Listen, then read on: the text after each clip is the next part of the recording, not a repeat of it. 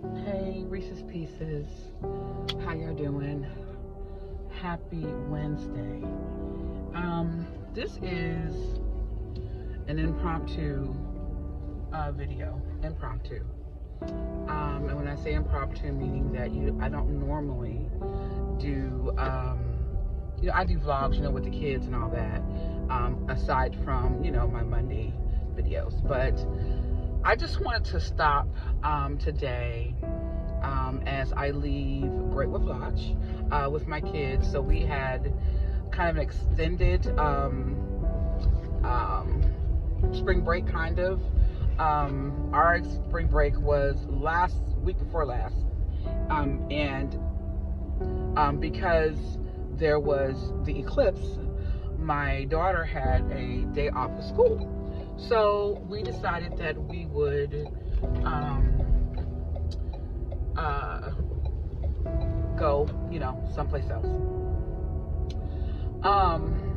Now, here's my challenge today, and this is what I'm sharing.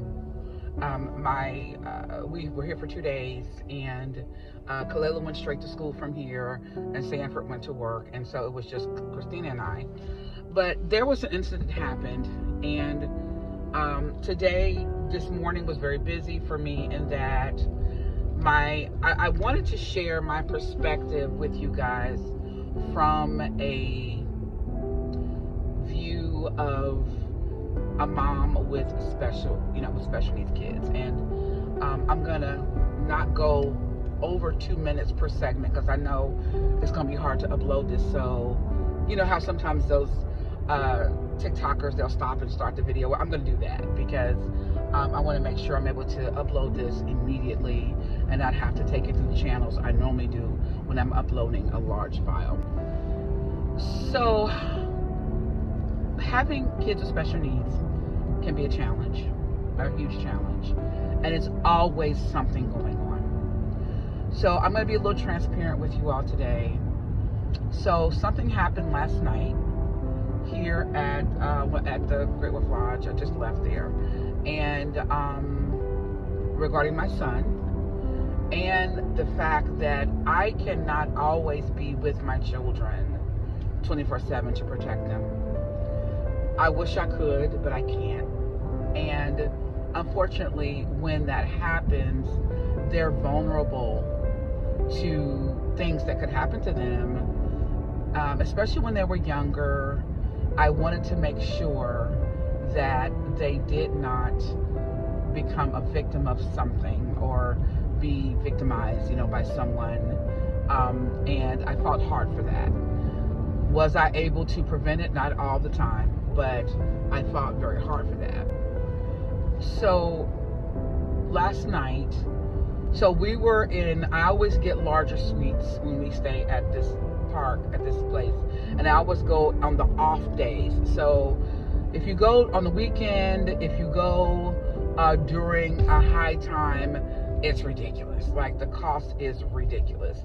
But we always go, like, for example, we checked in on Monday.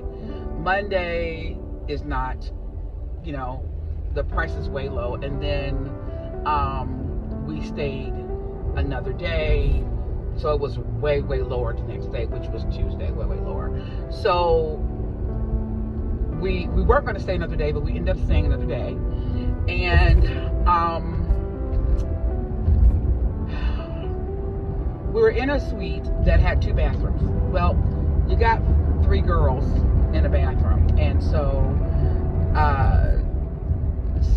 we can go in, if we're in there, if someone is in the shower, one of my girls, if I'm in the shower, they can come use the bathroom. You know how that goes with families. I'm okay with that because you're in the shower, you can't see them anyway. But with boys, it's a little different. So Sanford had to go to the bathroom, and which is what we do, we're at hotels. If he can't go to the bathroom in the room, he'll go to one of the public bathrooms within the hotel. So that's what he did. He went to one of the public bathrooms, and people with autism stim. So let me explain what stimming is. Stimming is where you see flapping in the hand, Sometimes they hit their face. They tap their shoulders. They hop on one foot. Stimming can look different in different situations, depending on the individual. All of my kids who have autism stem. Kendra rocks. She sways back and forth, and she does hand flapping. Kellen hops on one foot and taps his shoulders. Sanford